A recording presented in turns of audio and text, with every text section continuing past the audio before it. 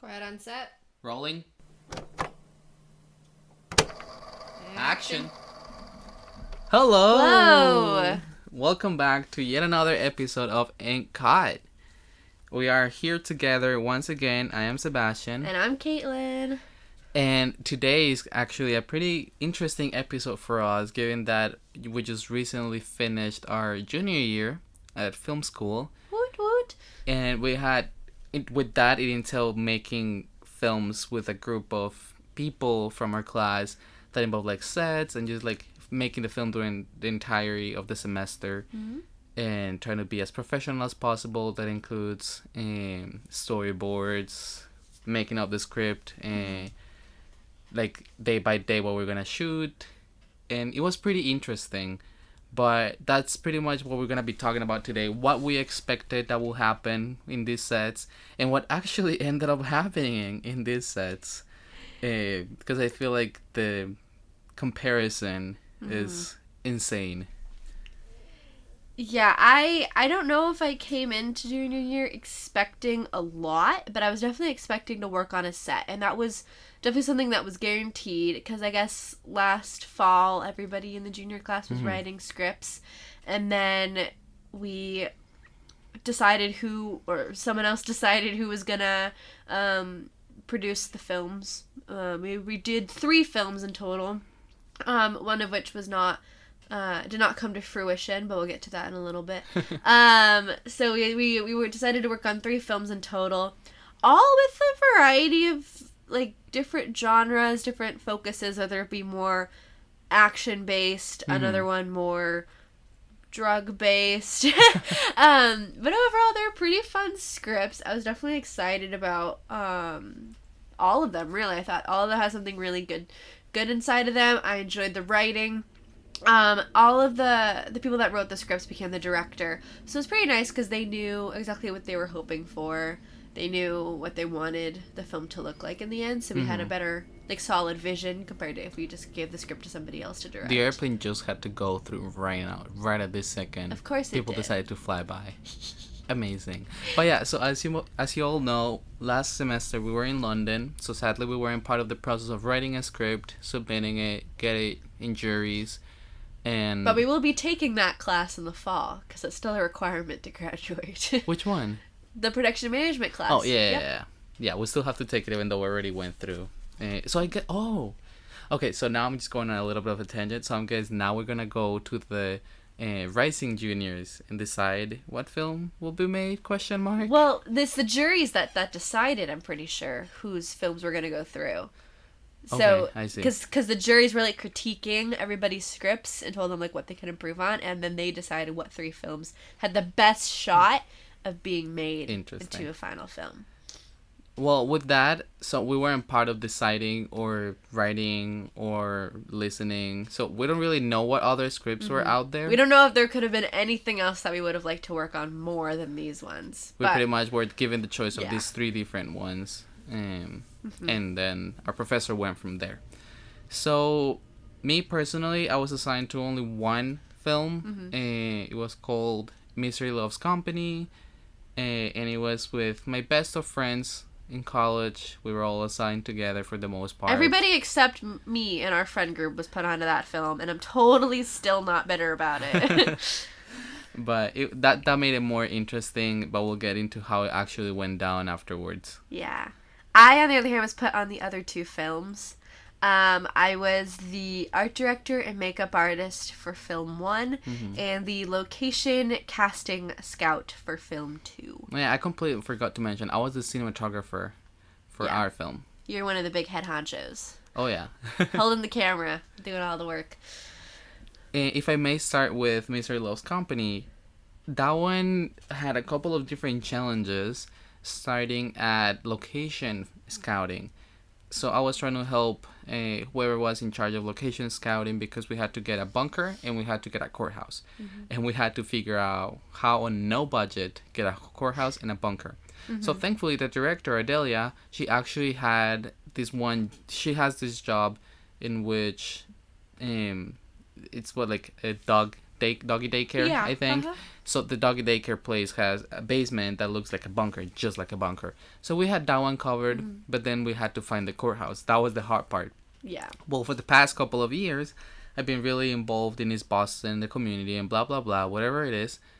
Therefore, I knew a lot of different politician figures around East Boston. So I just reached out to a couple in LinkedIn, and they told me where to find the courthouse.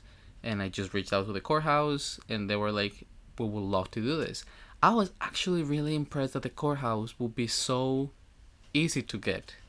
It was actually amazingly easy to get. I just emailed We were them. all shocked that you got that. I mean, yeah. it took some time. It took some getting more emails from other people, and it took some actually going there and meeting people so they could see what we're all about. But we had to talk to different judges. We had to talk to different chiefs of justice. So it was an interesting adventure for us to go on and trying to figure out which courtroom we wanted to use.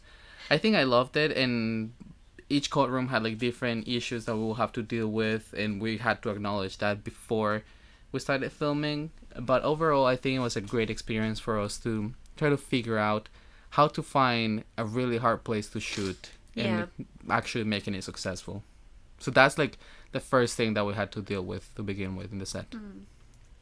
Yeah, so for film 2, where I was location casting Scott, I sort of had to deal with that too. My director was kind of going back and forth on different locations, one of them possibly being an airport. And I just remember this conversation that we had in freshman year where it's like, if you film at an airport without specific permission, you will get arrested and your camera will be destroyed. Same thing with filming on the MBTA. Your camera will be taken away from you. Yeah, apparently you cannot get guerrilla arrested. film at the MBTA. Yeah. And it's even worse because the airport near us is Boston Logan Airport, which is where the planes flew out for the terrorist attacks on 9/11. Oh my so goodness. that's why security is even more upped on there. So you definitely can't do any guerrilla filmmaking at all. So I had to just be like, is there any other airport that you could try? And if not, how about we just don't do the airport? You can drive up to it in your car and then drive away through like the drop-off zone and maybe you'll be fine. I guess all they did was just go on the highway and film like you're approaching the airport sign, and then that was it, which worked. It still like set the scene. For me, knowing all yeah. of Boston and knowing where each place is, it was really interesting seeing the airport sign, and then all of a sudden you pop up in South Boston. I know.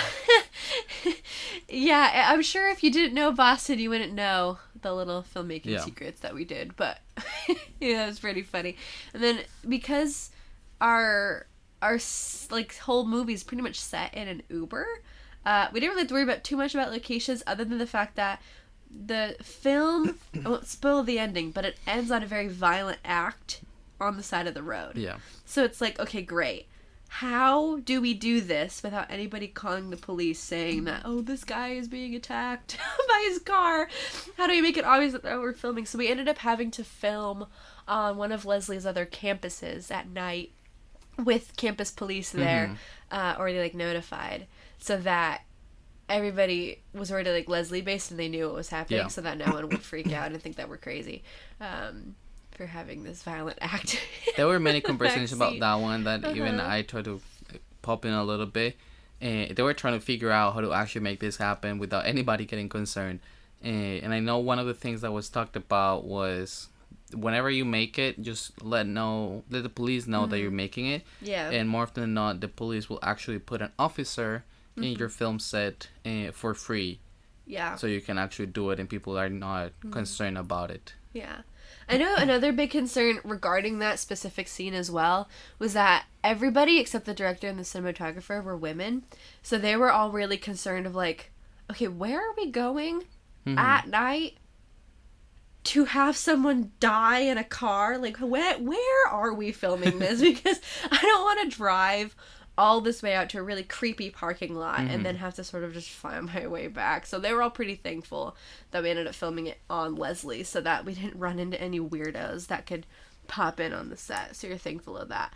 As far as casting went, I've never cast for a film before. This was all new to me. I tried using Backstage.com back in freshman year, but that failed miserably. So using it as like for like a professional, in quotation marks, a professional film was like very interesting. Like we made like a whole Gmail for the film, which Same. I've never done before. We had quite a few people audition, which I was surprised about. One of the main characters had to speak Haitian Creole, and I was very nervous that we would not find that person because he also needed to not be young. He needed to be like in like his 30s or 40s, and I was like, I don't know many Haitian Creole people in their 30s or 40s that would be willing to film. Like you hear about young people wanting to film all the time, but not like someone who's older and have a very specific language they have to know. So thankfully the director actually knew somebody, had like a contact that they could call upon, and he wasn't a bad actor either. So that solved all my problems. But thankfully we had this one guy who's awesome. He's worked on all these other student films. The guy who played Paul in our film, he also knows French, because that was the other requirement, is that a character also has a phone conversation in French.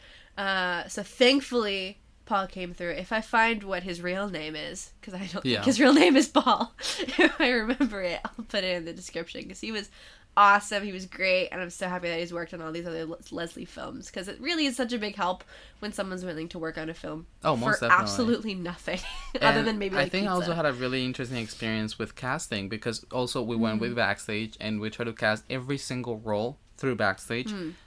Well, that didn't happen. Yeah. We ended up actually getting one guy from Backstage to fill the role for Joe. His name was Thomas. He was great, lovely person to work with. But then the other people, we actually had to cast another film student a year above us, and then a couple friends around campus, and then the librarian from Leslie actually was another one of her cast members. And hey, you got Matt, the director of our program, to be in it too as a lawyer. Before I forget, we also did cast another guy from Backstage that ended up just standing there doing the courthouse scene. He did have a line, but we didn't end up using that line from the final cut. That hurts. But yeah, 2 people from Backstage. One of our main actors was from Backstage. But just trying to cast a complete cast of people that have their own lives with their own different jobs. Yeah. That they have to work for. And it's not like money. we're paying them anything to be willing to get rid of their other plans. So it's like, So even with Thomas, we had to account for his time a lot, because he had to go to work. I believe it was like 3 on the courthouse scene day. So we had to cut that day short a little bit because he had to go. But we finished as much as we possibly could, which was most of it, honestly. But that also leads to the issue towards the end of filming that we'll get to afterwards. Ooh, I don't remember this. Okay. So I'm going to talk about film 1 a little bit. So I was the art director and makeup artist, like I said. And my director actually flat out said to me, like, this film, like, visually is going to be inspired a lot by Euphoria. So I was like, okay, perfect. I have a nice solid base to go off of. So I ended up watching the very first episode of Euphoria. I'm sorry to anybody that likes Euphoria, but I can't sit there and stomach the rest of the series. It's just too much. It's too intense. There's too much happening. But I'm sure it's a fantastic show for people that can watch it without cringing internally. I've never things seen that it. Are happening. Never seen a single episode of it. But I think I got a lot out of it, and we ended up having some really fun lighting. Lots of like purples and blues in like the kitchen area, and then when we go up to the bedroom area, it's like red, orange, and pink. So that was really fun. We actually filmed in a house that a bunch of like the athletes lived in. So at first it seemed like that would really work out, but it seemed like I don't think they understood what it involved. Like what it involved to have a film crew on the set. 'Cause really I think there was so many people that were helping out, whether it be sophomores or freshmen wanting to help out, being grips or whatnot, but then there was also the actors getting their makeup done in the kitchen and then running upstairs to go film up there, and then we had a bunch of extras, because remember, this is supposed to be a party, a Halloween party at that. So everybody's in costumes, everyone's running around, and then we are recording audio, so you have to be silent when we're recording. Yeah. So I just don't really think they understood the scale of the film. I don't know if that was something that they understood or if that was something that was just miscommunicated to them. But they didn't want us to keep filming there, so we had to get a different location. But I think at that point, a lot of our schedules started becoming weird because we were only supposed to film these films within like a matter of like 2 weeks, I think. And this was prior to what was it? Spring? No. This is prior to spring break. Yeah, when we started filming this. So a little bit before March. So yeah, I just think, and then some people started getting sick as well, as people do when you're in close quarters with people.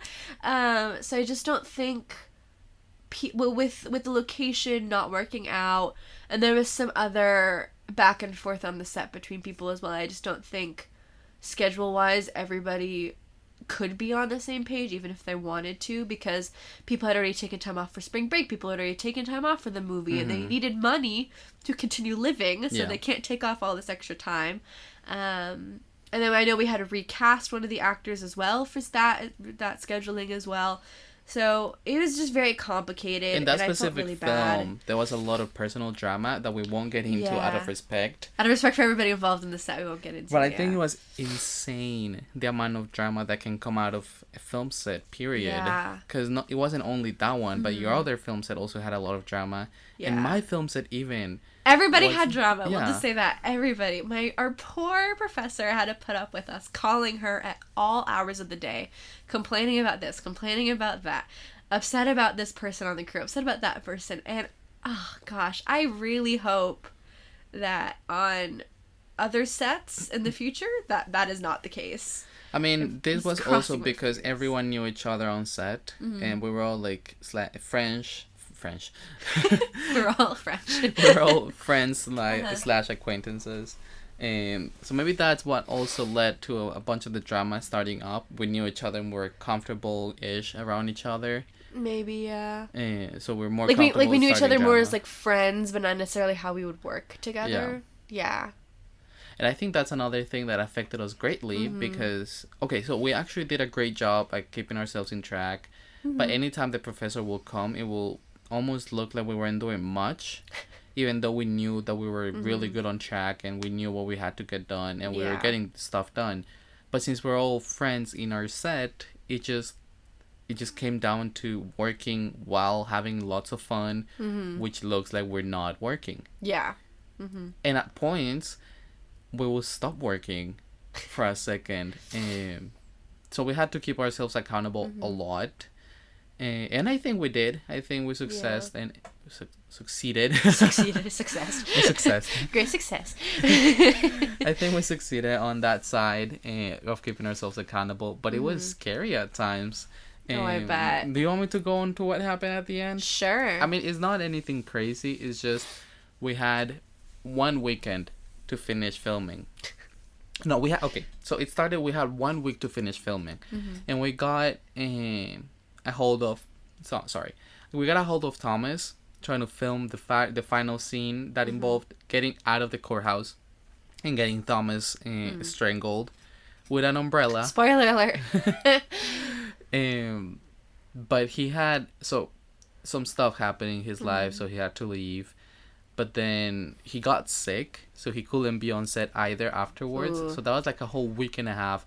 And then we only had 1 weekend to finish it before we had to actually submit it. Yeah. Because we had almost all of it edited, but we're missing that one part. Oh, right, yeah. And so we had like 1 weekend before we had to send it pretty much. What we had to do was just change probably like a whole 3-4 minute scene and make it into a 30-second scene with only one character. I do remember that, yeah. So we did that. It worked. In Leslie. I think it worked. I didn't think anything bad of it. Like, I knew where it was going, and I think it cut really well. So. That was a lot of brainstorming, trying to figure out what will look best for that specific moment, and how we can actually make it believable that this actually happened, and it's not just us trying to save ourselves from it. But I think we did it really nice, and oh my goodness, there is a lot of drama that went down in ours involving people doing people's jobs that we're not meant to do. See, okay, so that's where I get into, because I did a lot of research, because this summer I'm trying to work more on sets that aren't like student led specifically, like just more sets in general, but also working with my aunt who has the ability to work on some commercial marketing based sets as well. Mm-hmm. And so I was like looking up like set etiquette, right? And had the things that you should do on set. And one of them was like, know your place. Yeah. Like you have to know what your specific role is, and that you're not supposed to do someone else's. You're not supposed to comment on somebody else, how they're doing it. The director's supposed to direct. The cinematographer's supposed to have the camera. The lighting guy is supposed to be in charge of the lighting, so don't unplug or touch anything that the lighting guy has set up, because you're going to mess him up. Mm-hmm. Mess him or her up. So it's like, know your place is one of like the biggest things that I think everybody says. So not knowing your place is kind of interesting. I think where most of our issues came were at the post-production part of who was going to edit and by when we had to finish the edit. And that was a big issue. I know, so since we're all friends, at the beginning, this is a special occasion in which we haven't made a film in about 2 years because of COVID. Yep. So most of the things that we knew, we completely forgot about. And if we didn't, we just had to like get a quick reminder of what we had to do.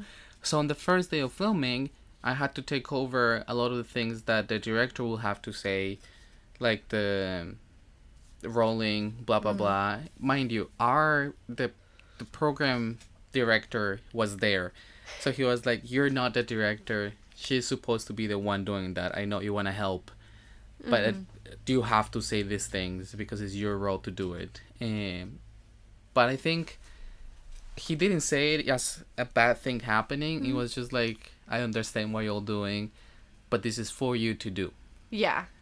And you were I put completely in this get role it. to be and act as if this role were being like, you were paid to do it. This is what you would actually do on a real world set. But then it got to the point sometimes that some of the crew members were really, really tired after a long day, and they would start saying cut before the director wanted to say cut and things like that, and it got pretty annoying sometimes.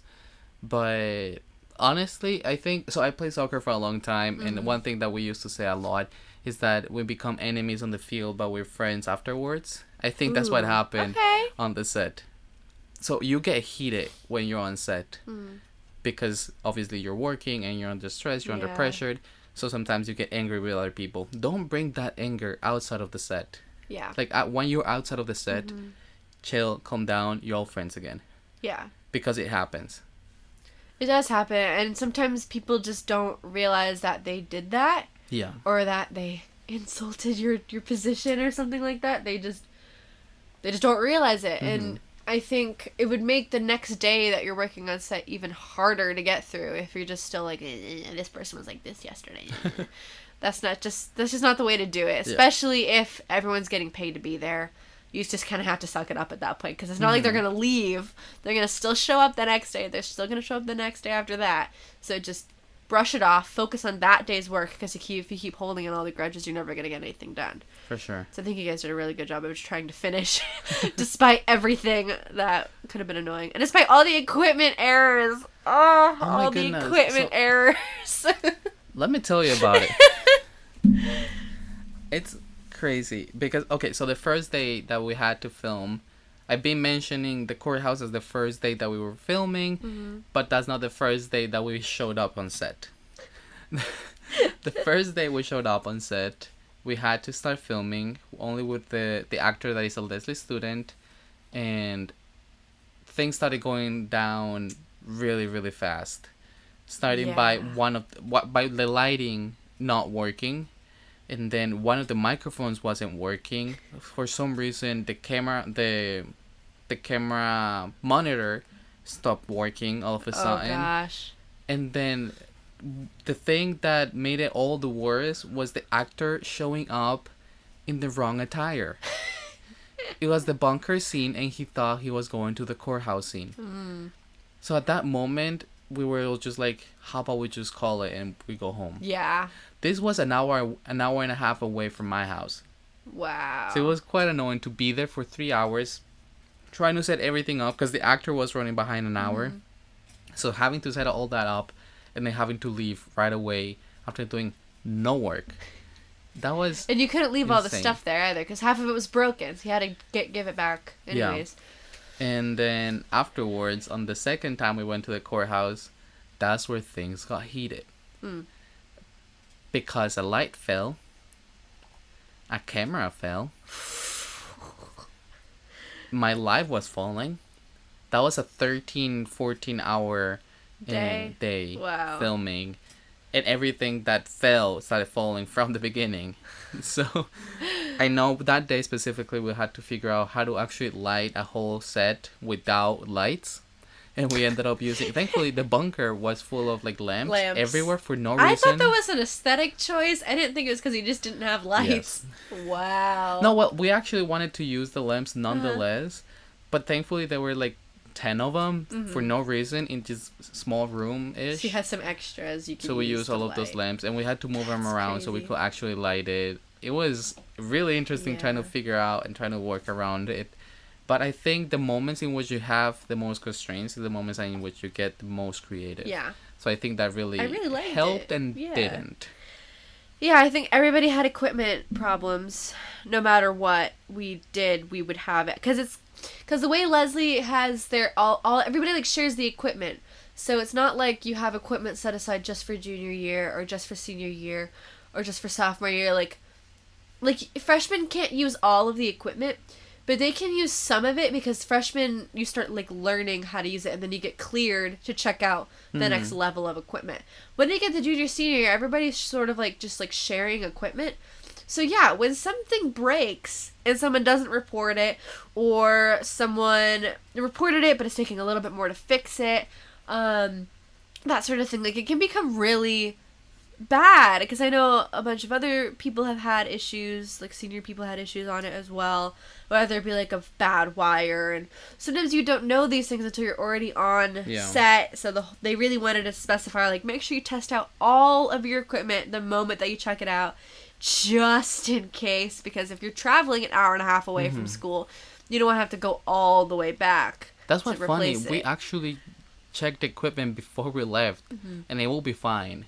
And then you would get on set. It's like it doesn't work. Yeah. I remember one of the days that we were filming on film number 1, the one that didn't unfortunately finish. The boom mic was working up until she said record. And then they were like, this is not recording audio anymore. And we just did not know why. We had to get a whole boom mic the moment that we started hitting record. I do not understand equipment. That makes me want to buy my own, even though I know it's expensive. But at the very least, it's like, oh, at least it's mine. I don't have to rely on to make sure that somebody else didn't break it the day before. But yeah. Now, moving away from student productions, this summer you're making big moves.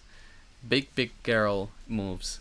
Yes. Do you want to tell me a little bit about what you're up to lately? Yeah, so this past week I worked with my aunt. It was for a medical device company selling certain medical devices. I feel like that's a dumb sentence, but anyways.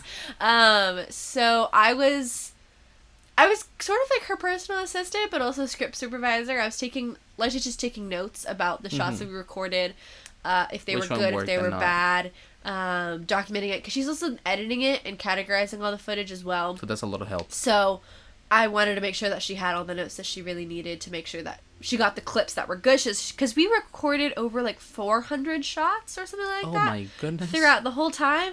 I didn't want her to have to watch all 400 again. Yeah. So I would always like circle which ones were good, which ones were bad. And she had this epic binder. I've already told her how much I love it. It's this epic binder where, because this is a client shoot, the client knew what they wanted to have recorded. So my aunt had been working the past couple of months with the client to ensure like this whole shot list. So for each day what they were doing, and then they had a video shoot and a photo shoot happening at the exact same time. So she broke down each shot, specified which actor was going to be on each shot, and then specified what props were needed, what outfits were needed, because some of them were supposed to be the medical company people, other actors was supposed to be the hospital customers, purchasing the products from the company. So they wanted to specify that. And also there was a SPD, which is like a sterile processing department, where they would clean the tools. So the actors would have to be taught, like, hey, this is actually how you hold the device. Mm-hmm. You don't hold it like that if you're actually cleaning it. And then in the OR, they'd have to be sometimes in full PPE because you're supposed to be doing surgery. You have to act like it, you know. So it was actually really cool. I loved how she set it up. She had everything set to, like, the hour. So we would have, like, a whole hour to record a couple of shots, and it was, like, the perfect amount of time because it was enough time that you could play around with, should we do this, should we do that, perfect, we like it, hit record, and then enough time to also compensate for, hey, no, you're holding it wrong, or, oh, no, we forgot this, that's and this, that. amazing. So it worked out so perfectly, and I got the schedules from her, because she had, like, printed them out in, like, an Excel huge thing, and I was like, I'm going to use this as a template for my senior thesis, because I think with how much thought and detail was put into each moment that we were on the set and what was scheduled out, I just thought that's why it ran so perfectly. And also, there was money involved, so everybody did show up. We didn't have any no-shows from the actors. The actors were all great. They're all really nice. So, it just worked out really well. And then this next week, I'm doing makeup on 2 different sets. So, I'll have to give an update on how that goes. So, wish me luck, everybody. No spoilers right now. No spoilers. But yeah, it's been a lot of fun. I've really enjoyed it. I'm excited to see how people run their sets. I would hope that they would have care and detail to the scheduling of it and how the day runs, because I think that's a lot of the reason why some of these student films were hard to be on, is because there was a lack of coordination with that and what you were doing. You knew where you were, but you didn't know what you were going to film next necessarily half the time. Not enough accountability for whose part was what. And one of the guys on the set that I met from my aunt's set, he said to me, only like 10% of filmmaking is like creative. The rest of it is all of like the production management, how to get it done, and that's more technical. That's less creative, more Things just like how do we get learn. it done. Yeah.